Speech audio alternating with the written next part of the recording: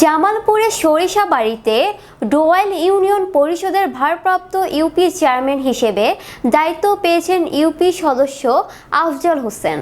এই উপলক্ষে বৃহস্পতিবার বিকেলে ডোয়াইল ইউনিয়ন পরিষদের প্রাঙ্গণে আলোচনা ও দোয়া মাহফিল অনুষ্ঠিত হয়। গণ্যমান্য ব্যক্তিবর্গ ও ডোয়াইল ইউনিয়ন বিএনপির নেতৃবৃন্দের উপস্থিতিতে এ তথ্য নিশ্চিত করেন ডোয়াইল ইউনিয়ন পরিষদ।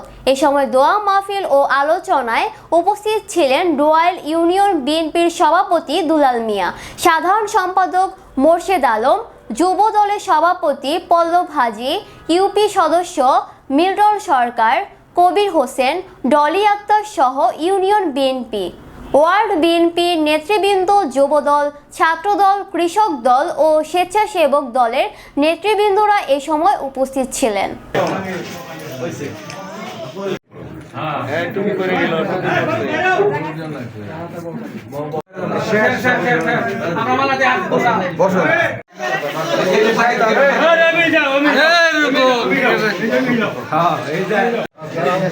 চেয়ারম্যান সাহেব